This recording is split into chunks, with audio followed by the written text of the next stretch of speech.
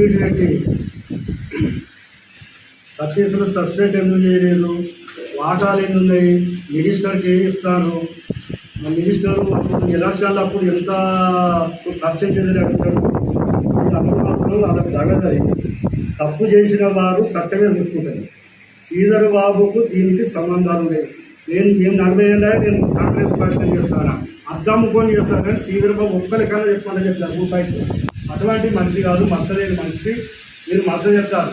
నువ్వు న్యాయవాదులను ఆడ నడి రోడ్డుగా నరికిన ఇద్దరిని నిన్నెందుకు సస్పెండ్ చేయలేదు, ఎందుకు ఎమ్మెల్యే టికెట్ నీకు ఇచ్చారు? కొంచెం వచ్చినా కొంచెం గుర్తించుకొని మాట్లాడాలి. మాట్లాడినప్పుడు నాకోటి నీకోటి అని ఉండదు. నువ్వెన్ని దోసుకుంటారో ఇంకెవరైనా దోసుకుంటారో ఎవరికి అర్థమవుతలేదని కానీ శ్రీధర్ బాబు మీద ప్రతిసారి వృద్ధులు మాత్రం ఇది తగదు. నీకు చట్టం పని చట్టం చేస్తాను కదా, తప్పు చేసిన వారు శిక్షిస్తారు, చేస్తారు, సస్పెండ్ చేస్తారు కాబట్టి నువ్వెవరే చెప్తాను కదా, అది కరెక్ట్ కాదు. నీకు ఏమన్నా కొంచెం బుద్ధి అర్థలేదు.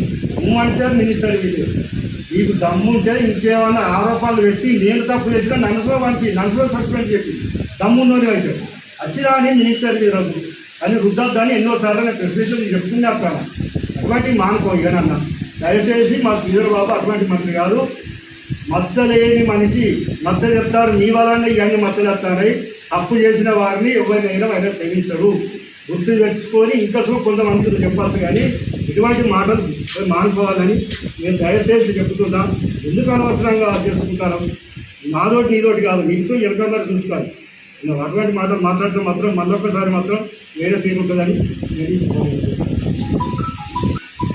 ప్రజలకు, పాత్రికేయ సోదరులకు, కాంగ్రెస్ పార్టీ కుటుంబ సభ్యులందరికీ నమస్కారాలు తెలియజేస్తాం.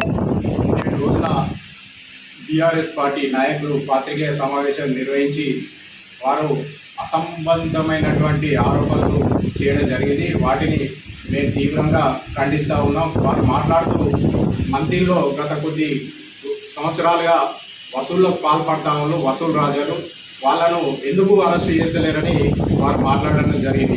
గత కొద్ది సంవత్సరాలుగా వసూళ్లకు పాల్పడతా ఉంటే గత కొద్ది సంవత్సరాల కింద అధికారంలో ఉన్నది మీరే కదా, మరి మీరెందుకు కేసులు నమోదు చేయలేదు? నిష్పక్షపాతంగా వాళ్ళని ఎందుకు మీరు జైలు పెట్టలేదని ఈ సందర్భంగా మేము ప్రశ్నిస్తూ ఉన్నాం.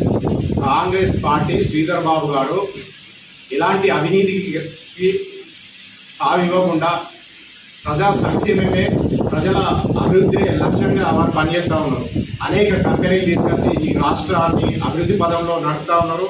ఈ మంత్రిని నియోజకవర్గాన్ని అభివృద్ధి పదంలో ముందుకు తీసుకుపోతూ ఉన్నారు. అది మా నైజం కాదు.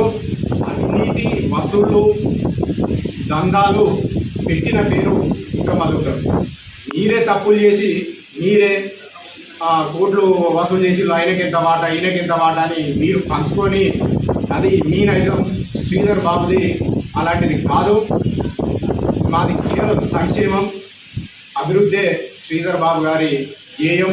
ఈ ప్రాంతాన్ని అభివృద్ధి పదంలో తీసుకెళ్లడమే శ్రీధర్ బాబు గారి లక్ష్యమని ఈ సందర్భంగా తెలియజేస్తూ, అవినీతి అక్రమాలకు మీరు తావిచ్చి వాళ్ళను కాపాడింది, అంతకులను కాపాడింది కుటుంబం గారే అని ఈ సందర్భంగా తెలియజేస్తూ, ఇలాంటి చౌకబారు ఆరోపణలు ఇంకోసారి చేస్తే మీకు రోడ్ల మీద తిరగడానికి ఆస్కారం లేకుండా చేస్తాం. ప్రజలు మీ పార్టీకి మీ నాయకుడికి బుద్ధి చెప్పారు, అయినా కానీ మారకుండా మాట్లాడితే శ్రీధర్ బాబు మీద మాట్లాడడం ఎంతవరకు సభమని ఈ సందర్భంగా తెలియజేస్తూ ఉన్నాం. మీరు ఎవరైతే వసూలు రాజాలు ఉన్నారో వాళ్ళ మీద కేసులు అయితే ఉన్నాయి. మీరు 10 సంవత్సరాల అధికారంలో మీరు ఎవరి మీద చర్యలు తీసుకోలేదు. మా పార్టీ అధికారంలో వచ్చిన తర్వాత ఎవరు తప్పు చేసినా వాళ్ళ మీద కేసులు అయితే ఉన్నాయి. చట్టం తన పని తను చేసుకుంటూ ఉంటుంది. ఎంత పెద్ద వ్యక్తి అయినా ఎవరైనా తప్పు చేస్తే చట్టం ఖచ్చితంగా శిక్షిస్తుంది.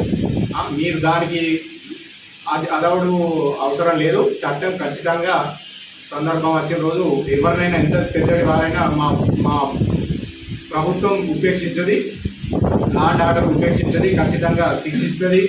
కాబట్టి ఇంకోసారి ఇలాంటి చౌకబార్ ఆరోపణలు చేస్తే కబడదారని ఈ సందర్భంగా హెచ్చరిస్తాం. రోజున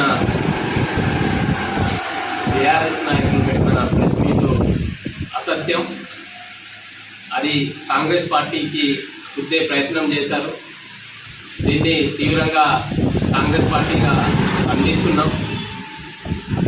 వీరు ప్రెస్ మీట్ పెట్టే కంటే ముందే పోలీస్ వ్యవస్థ పటిష్టంగా వాళ్ళొక నిక్కచ్చిగా ఎవరున్న బాధితులు సర్దార్ వ్యక్తికి డబ్బులు ఇచ్చేది ఉంటే స్వచ్ఛందంగా వచ్చి పోలీస్ స్టేషన్లో ఫిర్యాదు చేయొచ్చని స్థానిక సబ్ ఇన్స్పెక్టర్ గారు చెప్పారు.